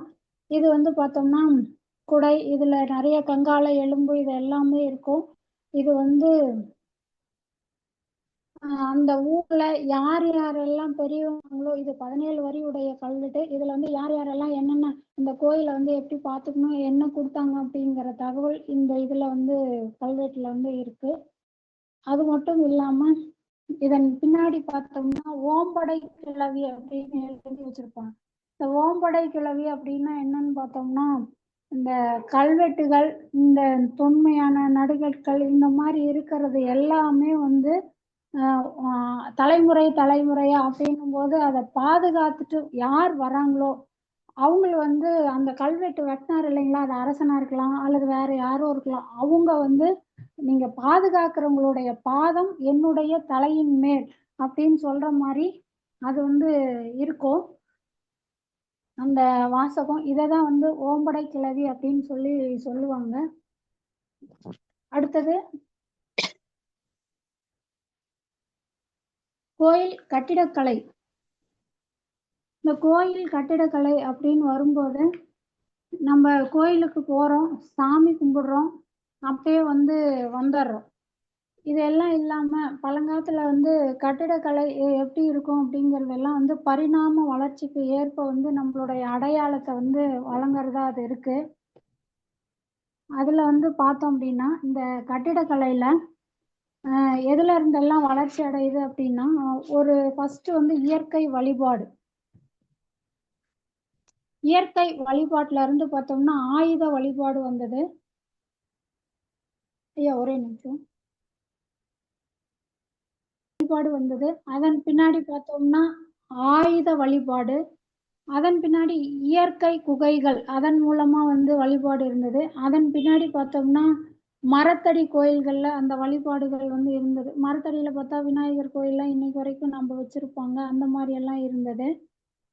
அடுத்தது இந்த மரம், சுண்ணாம்பு, செங்கல் இதெல்லாம் சேர்ந்து கட்டப்பட்ட ஒரு கோயிலா இருந்தது. பின்னால தான் வந்து கட்டிடக்கலையில வந்து பார்த்தோம்னா குடைவரை கோயில் அமைப்பு இருந்தது. அதன் பின்னாடி பார்த்தா ஒற்றைக்கல் தளிகள், கருங்கல் கோயில்கள், பலமாடி கோயில்கள், காங்கிரீட் கட்டடம் இந்த மாதிரியான அமைவிடங்கள் வந்து அந்த கோயிலுடைய பரிணாம வளர்ச்சியில வந்து வந்தது. இதற்கு வந்து ஒரு பொதுவான அளவீடுகளை வந்து நம்ம சொல்லலாம். அந்த அளவீட்டுல வந்து பார்த்தோம்னா 3 வகையான அளவீடுகள் இருக்கும். மானாங்குளம், மாத்திராங்குளம், தேகாங்குளம் அப்படின்னு சொல்லிட்டு.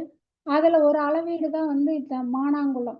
அதை வந்து எப்படின்னு பார்த்தோம்னா இந்த விரல்ல வந்து பார்த்தோம்னா நம்ம நகத்துல ஆரம்பிச்சு அந்த ஒரு கோடு மட்டும் வரும் இல்லைங்களா, அந்த கோட்டு அளவுக்கு பார்த்தோம்னா இந்த நெல்மணிகளை படுக்க வைக்கிற மாதிரி வச்சோம்னா 4 நெல்மணி அளவும், நிக்க வைக்கிற மாதிரி வச்சோம்னா 8 நெல்மணி அளவும் வரும்.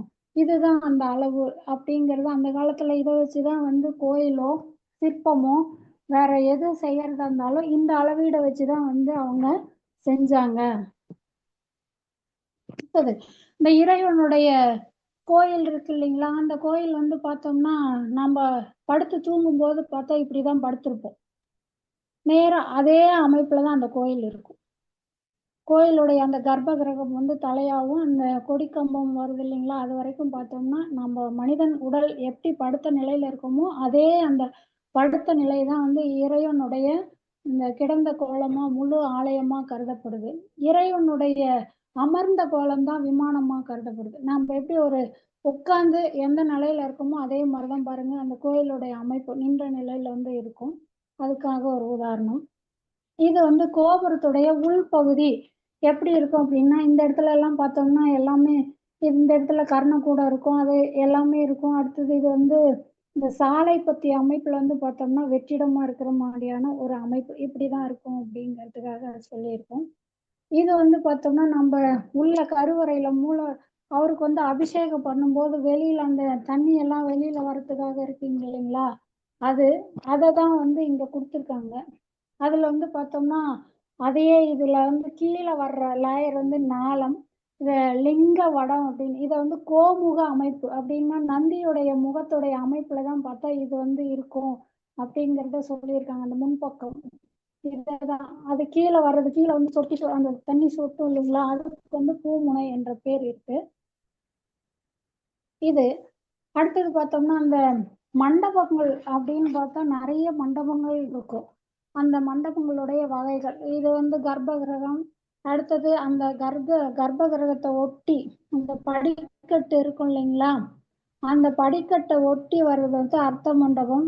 அடுத்தது வர்றது அந்த கேப் 2 மண்டபம் ஜாயிண்ட் ஆகுற இடத்துக்கு பேரு அந்தராளம்னு சொல்லுவாங்க. அடுத்தது மகா மண்டபம் இந்த மாரி வரும். அந்த மண்டப வகைகள் தான் இது எல்லாம். இது வந்து இத்தனை வகையான மண்டபங்கள் இருக்கு. அடுத்தது இந்த தூண் எல்லாம் பார்த்தோம்னா, ஒவ்வொன்னுக்கும் ஒவ்வொரு பேர் இருக்கும். இதுல அந்த தூண்களுக்கு வந்து பேர் மாலை தொங்கல் அதுல வந்து என்னென்ன இருக்கு அப்படிங்கிறத இதுல குடுத்துருக்காங்க. அடுத்தது மண்டபங்களுடைய 22 வகைங்கள். அதுல என்னென்ன மண்டபம் இருக்கு. ஒரு கோயில்னா இந்த மண்டபங்கள் இவ்வளவும் இருக்கும்.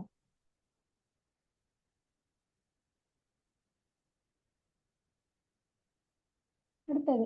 இது வந்து ஒரு கர்நாடகாவுல உள்ள கோயில். இந்த கர்ணக்கூடு நம்ப கோயில் அமைப்புல எல்லாம் பார்த்தோம்னா, கர்ணக்கூடு, ஹாரம், சாலை இதெல்லாம் இருக்கும். அந்த கர்நாடகாவுல இருக்கிற கோயில்ல எல்லாம் பார்த்தோம்னா, இந்த மாரி மாதிரியில இருக்கும். இதுல வந்து இந்த கர்ணக்கூடோ, சாலை பத்தியோ அது இருக்கும். பார்த்தா இந்த இடம் வந்து சாலை பத்தி, இந்த ஓரம் வந்து கர்ணக்கூடு இருக்கும். இதுல எதுவுமே இல்லாத இருக்கிறதுனால, இத வந்து முண்டமாலா அப்படின்னு சொல்லி இதுக்கு வந்து சொல்றாங்க. இது தொட்டக்கடவள்ளி கோயில்ல இருக்கிற ஒரு கோயில் அந்த அமைப்பு. இது வந்து நாங்க அஜந்தா, அந்த எல்லோரா போகும்போது அந்த குடைவரை கோயில் ஒரே கல்லால வந்து அந்த கோயில்ல செஞ்சிருப்பாங்க. அதுல வந்து பார்த்தோம்னா, யானைகள் வந்து அந்த கோயில சுத்தி அந்த இழுத்துட்டு போற மாரியான ஒரு அமைப்பு வந்து அதுல இருக்கும். இது வந்து தாராசுரம் கோயில். இந்த கோயில்கள்லயும் பார்த்தோம்னா, இந்த யானை வந்து அந்த அப்படியே கோயில்ல யானையும், குதிரையும் சேர்ந்து அந்த கோயில்ல வந்து தேர் சக்கரம் இருக்கும். நல்லாவே தெரியும். அந்த தேர் அத இழுத்துட்டு போற மாரியான ஒரு அமைப்புல வந்து இந்த கோயில். இது வந்து சிற்பக்கலையில ரொம்ப நுணுக்கமான சிற்பங்கள் இதுல இருக்கும். இந்த கோயிலுக்கு போனா பார்க்கலாம். அது இல்லாம இசை படிக்கட்டுகள்லாம் அதுல நெறைய இருக்கும்.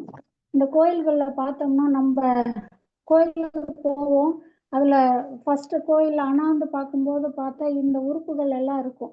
அது என்ன பேருன்னு தெரியாது. நமக்கு என்ன ஒவ்வொன்னுக்கும் ஒரு பேர். அந்த கார்னர் மூலையில வந்து பார்த்தோம்னா, இந்த மாரி ஒரு மினி கோயில் மாரியே ஒரு அமைப்பு இருக்கும். அதுக்கு வந்து கர்ணகூடம்னு பேரு. இந்த நடுவுல இருக்கும். இதுக்கு வந்து ஹாராந்திரம் பேரு. இது எல்லா கோயில்லயும் இருக்காது. ஒவ்வொன்னுக்கும் ஒரு உறுப்புகள் வந்து அழக கூட்டுறதுக்காக, குறைக்கிறதுக்காகவோ இருந்திருக்கும். அதெல்லாம் இருக்கும். இது வந்து சாலை பத்தி. இது நடுவுல வந்து இருக்கும். அந்த கோயிலுடைய முக அமைப்ப வந்து எடுத்து குடுக்கறதுக்காக இருக்கும். இதுலயே இன்னும் நெறைய உறுப்புகள் இருக்கு. அது இல்லாம இந்த கட்டிடக்கலையில விமானங்கள வந்து 3 வகையா சொல்லலாம். ஆ நாகரம், திராவிடம், வேசரம் அப்படின்னு சொல்லிட்டு அந்த அமைப்பு. அது இல்லாம நம்ம கோயில்கள்ல பார்த்தோம்னா, அடியில கீழ இருந்து ஆரம்பிச்சோம் அப்படின்னா, இதுக்கு இன்னும் கட்டிடக்கலைன்னா தனியா வந்து நம்ப நெறைய எடுக்கிறோம். ஏன்னா அவ்வளோ விஷயங்கள் இருக்கு. அதுல வந்து இப்ப நான் பேசிக் மட்டும் சொல்றோம். இது வந்து அதிஷ்டானம் சொல்லுவாங்க. அந்த ஒவ்வொரு அதிஷ்டானத்திலயும் ஒவ்வொரு உறுப்புக்கும் ஒவ்வொரு பேர் இருக்கும். அந்த பேரெல்லாம் வந்து இங்க குடுத்துருப்பாங்க. பேசிக்கா இந்த சுவர் வர்றதுக்கு கீழ இருக்கிறதெல்லாம் அதிஷ்டானம்னு சொல்லுவாங்க. இந்த சுவர், அதுக்கப்புறம் இந்த இடத்துல நம்ம காங்கிரீட், நம்ம வீட்லயும் மேலே பார்த்தோம்னா காங்கிரீட் இருக்கும். அந்த மாதிரி இருக்கிற அமைப்பு பிரஸ்தரம்னு சொல்லுவாங்க.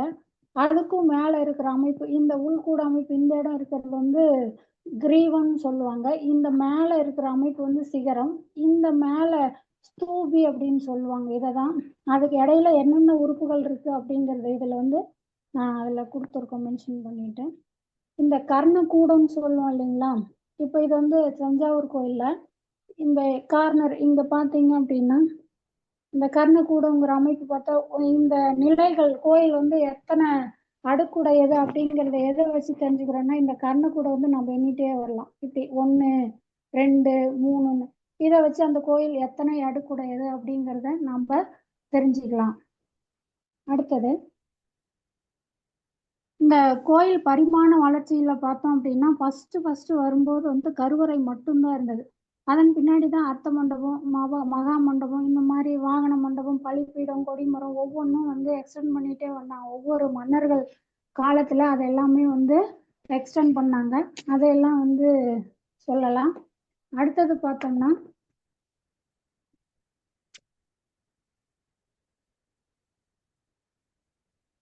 இதுல சிற்பக்கலை.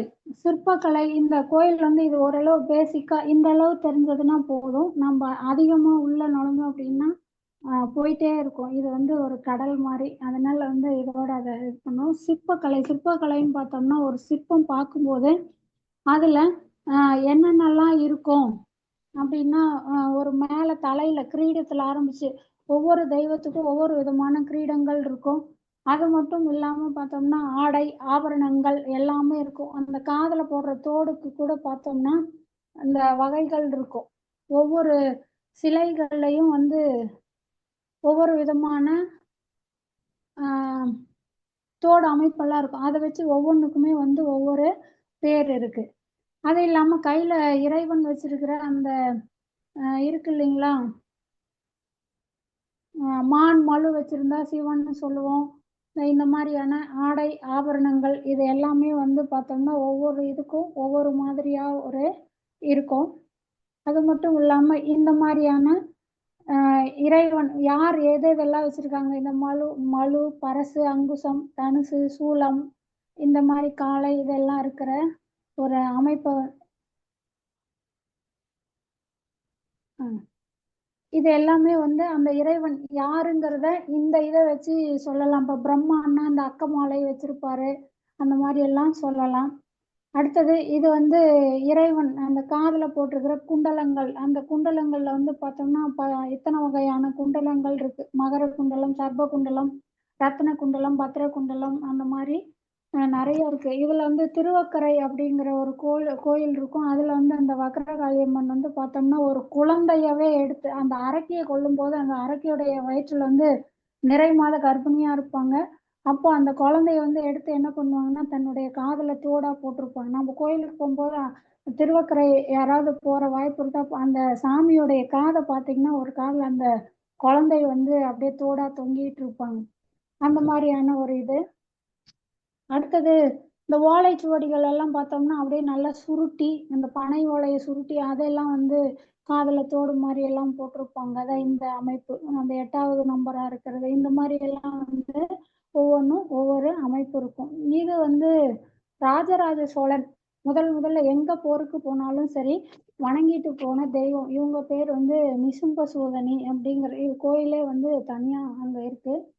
இதுல பார்த்தோம் அப்படின்னா சிவன் பார்வதி உருவம் தான் இருக்கும். இது வந்து சிவன் பார்வதி சாந்தம். அந்த முகத்தை பார்த்தீங்கன்னா அந்த சிற்பத்துல சிரிப்பு புன்னகையை வந்து அப்படியே தத்ரூபமா செதுக்கி இருப்பாங்க. இது என்ன இதுன்னு பார்த்தோம்னா இந்த சிவன் வந்து அந்த மேல கங்கா தேவியை வந்து முடிச்சு வச்சிருப்பாரு. அதுல பிறை நிலவு மாதிரி வரும், அதுல தண்ணி ஊத்துற மாதிரி எல்லாம் நம்ம சிவன் சிலைய பார்த்திருப்போம்.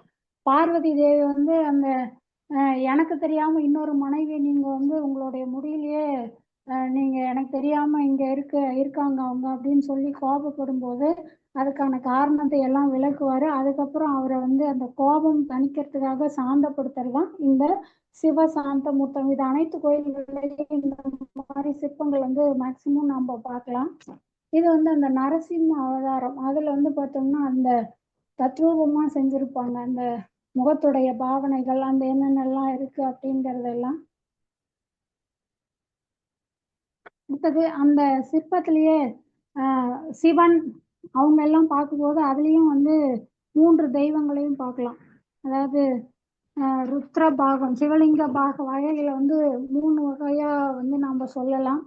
கீழே அடியில இருக்கிறது பிரம்ம பாகம், நடுவுல இருக்கிறது வந்து விஷ்ணு பாகம், மேல இருக்கிறது வந்து ருத்ர பாகம் அப்படின்னு சொல்லி அதை சொல்லுவாங்க. இதெல்லாம் வந்து சிவனுடைய பாகங்கள். இதை வச்சு வந்து அந்த ஆவுடைய அது எப்படி இருக்கு, அது என்னென்ன வடிவங்கள்ல இருக்கு அப்படிங்கறதெல்லாம் நம்ம சொல்லலாம். ஏன்னா அதனுடைய அளவுகள் வேறுபடும். அந்த அளவுகள் வேறுபடும் போது அதை வந்து அது என்ன வடிவமான லிங்கமா இருக்கலாம் அப்படிங்கறத நம்ம வந்து குறிப்பிடலாம். மேலும் இந்த ஸ்தலம் அப்படின்னா அசைவது, அசலம்னா அசையாதது. கருவறைக்குள்ள இருக்கிறது வந்து அசலமூர்த்தி அப்படின்னு சொல்லுவாங்க. ஸ்தலம் அப்படிங்கிறது அசையிறது. நம்ம அதை வந்து இப்போ உற்சவர் மாதிரி எல்லாம் இருக்காங்க, அவங்கள வந்து தேர்ல வச்சு நம்ம எங்க வேணாலும் எடுத்துட்டு போகலாம். அந்த மாதிரியான ஒரு மூர்த்தங்கள் அப்படின்னு இருக்கும். அதுக்கப்புறம் அந்த மகுட வகைகள், சாமி ஒவ்வொரு சாமியும் பார்த்தோம் அப்படின்னா ஒவ்வொரு விதமான மகுடங்களை வந்து போட்டிருப்பாங்க. இதுல வந்து ஜடாமகுடம், ஜடாபாரம், ஜடாமண்டலம், ஜடாபந்தம், சர்ப்பமௌலி, விரிசடை, நடராஜர்லாம் விரிசடை வச்சிருப்பாங்க. அந்த காளியம்மன்லாம் சுடர்முடி வச்சிருப்பாங்க. அதுக்கப்புறம் குண்டலம், குண்டலம்ங்கிறது அந்த தமிழ்லாம் இதெல்லாம் வந்து பார்த்தோம்னா நம்ம இப்போ கொண்டை போட்டு கேச்சிங் கிளிப் எல்லாம் வைப்பாங்க, முடிய கீழே வைக்காம அப்படியே சூட்டி அந்த மாதிரி இருக்கிறது. அப்புறம் கரண்ட மகுடம், கிரீட மகுடம், அழக மகுடம் சொல்லி நிறைய அதுல 13 வகையான மகுட வகைகள்லாம் இருக்கும். அதுக்கப்புறம் கை நிலைகள், சாமியோடைய கை நிலைகள் பார்த்தோம் அப்படின்னா அதுல வந்து ஒரு முத்திரை வகைகள்ல 32 வகையான கை முத்திரைகள் இருக்கும். அபயம், வரதம். எப்ப பாரு கையை வந்து பார்த்தோம்னா எப்படி வச்சிருக்கோம் சாமின்னா ஆசீர்வாதம் வழங்குற மாதிரி. அது வந்து அபய அஸ்தம், அஸ்தம்னா கையின் பேரு. கீழ் நோக்கி வச்சிருக்கோம், அது வந்து வரத அஸ்தம். நான் உனக்கு என்ன வேணுமோ அதை கொடுக்குறேன். அப்போ ஒவ்வொரு அந்த வெளியே பார்த்தோம் அப்படின்னா கோயிலுக்குள்ள நுழையும் போதே துவார பாலகர்கள் இருப்பாங்க. அவங்க கையை ஒரு விரல மட்டும் இப்படி காமிச்ச மாதிரி வச்சிருப்பாங்க. அது எதுக்காக அப்படின்னு பார்த்தோம்னா, என்னுடைய சன்னிதானத்துக்குள்ள நீங்க வரும்போது பார்த்தா அந்த கை அமைப்பை வந்து எப்படி வச்சிருக்கணும் அப்படின்னா வச்சிருக்கீங்க இல்லையா, அதனால நல்ல எண்ணத்தோட வாங்க, யாரையும் கெடுக்காதீங்க, ஜாக்கிரதை அப்படிங்கிற சொல்ற இதுல வந்து அந்த சூசி அஸ்தமும் தர்ஜினி அஸ்தம் அதை வச்சிருப்பாங்க அவங்க. அதை வந்து அதை நம்ம சொல்லலாம். அதுக்கப்புறம் வந்து பார்த்தோம்னா கோயில்ல மெயினா நம்ம நிறைய பார்க்கறது சப்த கன்னிமார், அவங்கள வந்து சொல்லலாம். அந்த சப்த கன்னிமார்ல வந்து பார்த்தோம் அப்படின்னா ஒரு சில விஷயங்களை வச்சு அதை நாம் வந்து சொல்லலாம். இந்த பிராமி அப்படிங்கிறது வந்து அன்னப்பச்சியோடைய உருவம் அதுல வந்து இருக்கும். அதை வச்சு இது பிராமி சாமி அப்படின்னு கண்டுபிடிக்கலாம். நந்தி பசு மாட்டு மேல இருக்கிற மாதிரி இருக்கிறது மகேஸ்வரி. மயில் மேல அமர்ந்திருக்கிற மாதிரியான ஒரு அமைப்பு இருக்கும், அது வந்து கௌமாரி. கருடன் மாதிரியான ஒரு பறவை அந்த தோகையை விரிச்ச மாதிரி இருக்கிறது வந்து வைஷ்ணவி. சிங்கம் மேல அமர்ந்த நிலையில இருக்கிறது வந்து வராகி. யானை மேல இருக்கிறது வந்து இந்திராணி. மனித உடல் மேல வந்து அமர்ந்திருப்பாங்க, அது வந்து சாமுண்டி. இவங்களை வந்து சப்த கன்னிமார் அப்படின்னு வந்து சொல்றோம். அது மட்டும் இல்லாம இதுலயும் பார்த்தோம் அப்படின்னா இதே மாதிரி நிறைய அது வந்து போயிட்டே இருக்கும். ஒவ்வொரு இறைவனுக்கும் அதே போல நிறைய விதமான எல்லாமே அந்த சிற்ப சாஸ்திரங்கள்ல சிற்பங்களுக்குன்னு சொல்லி இந்த சித்திர லட்சணம் அப்படின்னு வந்து அதை சொல்லுவாங்க. அது வந்து நிறைய இருக்கு. அது மட்டும் இல்லாம இந்த சித்திரத்தையே வந்து 3 வகையா வந்து சொல்லுவாங்க. என்னென்ன அப்படின்னு பார்த்தோம்னா, ஒரு முழுமையான உருவம் நம்ம கண்ணுக்கு தெரியுது அப்படின்னா அதை வந்து சித்திரம் சொல்லுவாங்க. அந்த மேலோட்டமா மேல மட்டும் உருவம் தெரியும். இப்ப இந்த இதுல பார்த்தோம், இப்ப கடைசியா இருக்கிற சிற்பத்துல பார்த்தோம்னா மேல மட்டும் தெரியும், பின்னாடி உருவம் தெரியாது. இந்த மாதிரி இருக்கிறது வந்து அர்த்த சித்திரம் அல்லது அரை சித்திரம் அப்படின்னு சொல்லுவாங்க. இந்த தாய்ப்பாறை தெரியாது, ஆனா அந்த சித்திரத்துல வந்து தாய்ப்பாறை முழுமையா தெரியும். இன்னொன்னு வந்து ஓவியம் வரைந்தது போல இருக்கும், அது வந்து சித்ரா பாசம் அப்படின்னு வந்து அதை சொல்லுவாங்க. இதெல்லாம் இந்த சிற்பக்கலையில வந்து இதுவும் இன்னும் நிறைய அது மாதிரி சிற்பக்கலைன்னா தனியாவே போகும். அதுக்கு அடுத்தது பார்த்தோம்னா ஓலைச்சுவடிகள். இந்த ஓலைச்சுவடிகள்ல நிறைய இருக்கு. இதெல்லாம் ஒவ்வொன்றுமே வந்து அந்த எழுத்து வடிவங்கள்ல வேறுபாடுகள் இருக்கும். அது மட்டும் இல்லாத பார்த்தோம் அப்படின்னா இந்த ஓலைச்சுவடிகள்ல வந்து எழுத்துக்கள்ல வேறு வேறு வகை ஒற்றை கொம்பு இரட்டை கொம்பு வேறுபாடுகள்லாம் இருக்காது. அந்த பேச்சு வடிவம், வாய்மொழி வடிவம், அந்த மனப்பாடம் பண்றது இது எல்லாமே அதுல வந்து கொஞ்சம் மாறி மாறி அதுல வந்து கொடுத்து இருப்பாங்க. இதை வந்து பார்த்தோம்னா அந்த சுவடி அந்த கட்டு மாதிரி இருக்கிறது அப்படிங்கிறது சொல்லுவாங்க. இதை வந்து இலையில செஞ்சு பார்த்தாங்க. களிமண் இந்த மாதிரி எல்லாம் அழியக்கூடியதா இருந்ததுனால பின்னாடி வந்து அதை வந்து செப்பு பட்டயங்களா மாத்திக்கிட்டாங்க. அந்த செப்பு பட்டயங்கள்ல வந்து பார்த்தோம்னா பொன்னாலையும் செஞ்சிருக்காங்க, செப்பு தகடுனாலையும் வந்து அந்த செப்பு பட்டயங்களை எழுதி வச்சிருக்காங்க. இது எல்லாமே ஏன்னா இந்த ஓலைச்சுவடியில எழுதுறது வந்து செலவு குறைவானதா ஒரு இருக்கும். இந்த சுவடிகள்ல இது பார்த்தோம் அப்படின்னாலும் அதுக்கு வந்து நிறைய அதை உலர்த்தும் விதமே வேற வேற மாதிரி இருக்கும். அதாவது எப்படி பார்த்தோம் அப்படின்னா ஃபர்ஸ்ட் இந்த மேற்பரப்பு வந்து கடினமா இருக்கும். அதை வந்து எழுதுவதற்கு ஏற்ப வந்து மென்மையா பதப்படுத்தணும். அந்த ஓலையை பதப்படுத்தணும் அப்படின்னா ஃபர்ஸ்ட் நிழல்ல உணர்த்தணும். அப்புறம் வந்து பனியில வந்து நல்லா போட்டு வைக்கணும் இரவுல. அதுக்கப்புறம் வெந்நீர்ல வந்து சீரா வேக வைக்கணும். அப்புறம் அதை வந்து எடுத்து சேத்துல புதைக்கணும். அதுக்கப்புறம் தான் வந்து இதெல்லாம் செய்ய முடியும். அந்த பளபளப்பு ஏற்படணும் அப்படின்னா தான் அதுக்கு இந்த மாதிரியான நிறைய விஷயங்கள் அதுக்கு எல்லாமே செய்யணும். அது இல்லாம பார்த்தோம் அப்படின்னா அதுக்கு அடுத்தது அந்த செப்பேடுகள்லையும் அந்த எழுத்துக்கள் அந்த தாமிர எழுத்துக்கள் தான் நிறைய இப்போ வந்து நமக்கு கிடைச்சிட்டே இருக்காங்க. அதுக்கு அடுத்தது நாணயங்கள். இந்த நாணயங்கள் அப்படின்னும் போது பார்த்தோம்னா நம்மளுடைய பண்டமாற்று முறையை சொல்றதுக்காக வந்து சொன்னாங்க. நாணயம் ஏன் இன்னைக்கு வந்து பணப்புழக்கம் அதிகமா இருக்குன்னா அந்த காலத்துல வந்து பசுமாடுகள் வந்து செல்வ செழிப்பா இருந்தது. அந்த செல்வ செழிப்பான பசுமாடுகள்ல தான் வந்து தானமா கொடுத்துட்டு அப்போ ஒரு பெரிய பொருள் வாங்கும்போது ஒரு பசுமாட்டை கொடுத்தோம், கொஞ்சமா வாங்கும்போது அதே பசுமாட்டை கொடுத்தோம்னா நமக்கு வந்து அதனால பல பிரச்சனைகள் எழும்போது என்ன பண்ணாங்க அப்படின்னா நமக்கு வந்து ஏதோ ஒரு அதுக்காக ஒரு உலோகங்கள் எடுத்து அவங்களுக்கு எந்தெந்த அரசர்களுக்கு என்னென்ன உலோகங்கள் இருக்கோ அந்த மாதிரியான உலோகங்களை எடுத்து அவங்க வந்து அதில் அச்சிட ஆரம்பிச்சாங்க. அச்சிட ஆரம்பிச்ச பின்னாடி அந்த மன்னர்களுடைய பேரு இப்போ பிராமியில கூட எனக்கு வந்து இந்த ஆர்வம் ஏற்பட்டதுக்கு காரணம் ஒரு 2500 ஆண்டுகளுக்கு முற்பட்ட சாதவாகன பேரரசுல வந்து சதகனி அப்படிங்கிற பிராமி எழுத்துடைய நாணயம் எங்களுக்கு கிடைச்சது. அதுல இருந்து தான் இந்த தேடல்கள் தொடங்கி இதை எல்லாமே நான் கத்துக்க ஆரம்பிச்சோம். அடுத்ததா அதுலயே பார்த்தோம் அப்படின்னா அந்த நாணயங்கள்லயே இப்போ வந்து குறைந்து வருது. ஏன்னா வந்து ஏடிஎம் கார்டு, பேடிஎம், கேஷ்லெஸ் இந்த மாதிரி எங்கே போனாலும் நம்ம பாக்கெட்டில் முதல்ல நிறைய சில்லறை காசு வச்சுருப்போம். ஆனால் அதுக்கான எதுவுமே இப்போ இல்லாமல் போயிருச்சு அப்படிங்கிறத வந்து அதில் பார்க்குறோம். அந்த இதுக்காக வந்து ஒவ்வொரு இதில் வந்து பார்த்தோம்னா சேர, சோழ, பாண்டியர், பல்லவர், மராத்தியர், முகலாயர், நவாப் இந்த மாதிரி ஆரம்பித்து இந்தியா குடியரசு ஆன பின்னாடி வந்து ஒரு 160க்கும் மேற்பட்ட நாணயங்கள் இன்று வரை வெளியிட்டிருக்கிறாங்க. அது மட்டும் இல்லாமல் பார்த்தோம் அப்படின்னா நினைவுகளா வெளியிட்ட நாணயங்கள் புழக்கத்துக்கு வராது. ஒரு 100 ஆண்டு நினைவு அப்படின்னா அந்த 100 ரூபாய் நாணயம் வெளியிடும். இது வந்து குறிப்பிட்ட இடத்துல மட்டும்தான் கிடைக்கும். அந்த மாதிரியான சேகரிக்க இதெல்லாம் மாணவர்கள்கிட்ட கடைக்கு போகும்போது பார்த்தோம் அப்படின்னா இதை வந்து சேகரிங்க, அந்த பொம்மை போட்ட காயின் மாதிரியெல்லாம் எடுத்து வச்சிங்க அப்படின்னா இதை வந்து ஒரு 10 ஆண்டுகள் 20 ஆண்டுகள் கழிச்சு இந்த இந்தியா குடியரசு ஆன பின்னாடி இருக்கிற நாணயங்கள் எல்லாம் வந்து சேகரிச்சிடலாம் அப்படிங்கிற ஒரு விழிப்புணர்வை மாணவர்கள்கிட்ட அதை நம்ம கொண்டு போகலாம். இதெல்லாம் ரிசர்வ் பேங்க் ஆஃப் இந்தியா வந்து அவங்க ஒவ்வொரு இதுக்கும் வரும்போது அவங்க தான் வந்து அதை முடிவெடுத்து இவ்வளோ குறிப்பிட்ட காயின் அளவு வெளியிடணும் அப்படிங்கிறதெல்லாம் அதை வந்து சொல்றாங்க. அடுத்தது அரண்மனைகள். இந்த பாரம்பரிய நினைவு சின்னங்கள் அதில் வந்து பார்த்தோம்னா இந்த கோட்டைகள். இப்போ நாம் நாமக்கல்ல எடுத்தோம்னா ஆஞ்சநேயர் கோயில்கிட்ட வந்து முன்னாடியே ஒரு கோட்டை இருக்கும், சங்ககிரி கோட்டை, இது எல்லாமே இருக்கும். இந்த மாதிரியான அரண்மனைகள், தஞ்சாவூர் அரண்மனை, இப்படி ராமநாதபுரம் அரண்மனை, இப்படியெல்லாம் வந்து அதை அந்த பாரம்பரிய நினைவு சின்னங்களா இன்று வரை வந்து நம்மளுடைய அரசு பாதுகாத்து வர்றாங்க. அது மட்டும் இல்லாமல் இலக்கியங்கள்ல பார்த்தோம்னாலும் நிறைய இந்த மாதிரி தொல்லியல் சார்ந்த விஷயங்கள் இதெல்லாம் சொல்றாங்க. அடுத்தது மெய்கீர்த்தி.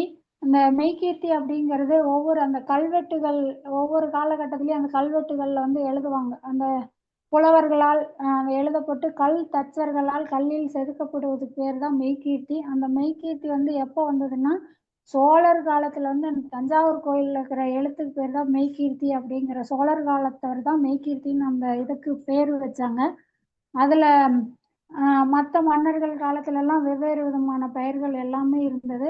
அதன் பின்னாடி பார்த்தோம் அப்படின்னா தான் அந்த ஓம்படை கிழவி அப்படிங்கிறது, அந்த யார் பாதுகாக்கிறாங்களோ அவங்களுக்கு வந்து எங்களுடைய ஆசி எப்பவும் இருக்கும் அப்படிங்கிறத சொல்றதுக்காக இது.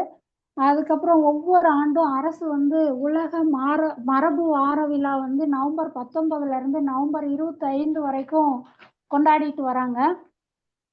அதுல பார்த்தோம் அப்படின்னா ஐக்கிய நாடுகள் சபையுடைய கலை பண்பாட்டு அமைப்பான யுனெஸ்கோ வந்து இந்த வாரத்தை அறிவித்து நாட்டில் உள்ள 100 ஆண்டுகளை கடந்த கட்டடம் பண்பாட்டு நினைவு சின்னங்கள் இதையெல்லாம் பாதுகாக்கவும் முக்கியத்துவம் குறித்தும் இளம் தலைமுறைக்கு மெயினா பள்ளி மாணவர்கள் கல்லூரி மாணவர்களுக்கு விழிப்புணர்வை ஏற்படுத்துறதுக்காக இந்த வாரத்தை வந்து கடைபிடிக்கும்படி வலியுறுத்தி வர்றாங்க. அதன்படி வந்து நம்மளுடைய நாட்டுடைய கலாச்சாரம் பண்பாட்டை எடுத்துரைக்கும் வகையில் வந்து மத்திய தொல்லியல் துறையும் தமிழக தொல்லியல் துறையும் இணைந்து இந்த புராதன நினைவு சின்னங்களை வந்து பார்வையிடுறதுக்கு இலவச அனுமதியும் வழங்குது. அதே போல எதெல்லாம் இதுல வந்து பார்த்தோம்னா 251 பாதுகாக்கப்பட்ட சின்னங்களும் 160 நினைவிடங்களும் வந்து நம்ம நாட்டுல வந்து மொத்தமா இங்க இருக்கு. அதே போல பார்த்தா மதுரை திருமலை நாயக்கர் மகால், தஞ்சை அரண்மனை, தரங்கம்பாடி கோட்டை, ராமநாதபுரம் ராமலிங்க விலாஸ் அரண்மனை இது எல்லாமே வந்து அந்த தொல்லியல் துறையுடைய கட்டுப்பாட்டில் உள்ளது. இதெல்லாம் இல்லாம அந்த மாமல்லபுரம் கடற்கரை கோயில்கள்ல பார்த்தோம்னா கலை நிகழ்ச்சிகள் புகைப்பட கண்காட்சிகள் இது எல்லாமே வந்து நடத்துறாங்க ஒவ்வொரு ஆண்டும். இதையெல்லாம் மாணவர்களை வந்து போய் பார்க்கறதுக்கு அறிவுறுத்தலாம். அதுக்கப்புறம் வந்து பெற்றோர்கள் இதுக்கு வந்து முழுமையா அவங்களுடைய சப்போர்ட்டும் இதுக்கு வந்து நிறைய இருக்கணும். நம்ம ஆசிரியரா இருக்கிறதுனால இந்த மாதிரி வந்து இதெல்லாம் அழிந்து வரக்கூடிய ஒரு செயலா இருக்கு. அது அனைத்துமே வந்து மாணவர்கள்கிட்ட கொண்டு போய் சேர்க்கறதுக்கான ஒரு வழியும் வாய்ப்பும் வந்து நமக்கு கிடைச்சிருக்கு. அதை நம்ம வந்து ஓரளவு கொண்டுட்டு போகலாம். எனக்கு வாய்ப்பு வழங்கிய நாமக்கல் மாவட்ட ஆசிரியர் பயிற்சி நிறுவன முதல்வர் ஐயா மற்றும் அனைவருக்கும் என்னுடைய நெஞ்சம் நிறைந்த நன்றியை தெரிவித்துக் கொள்கிறேன். நன்றி ஐயா.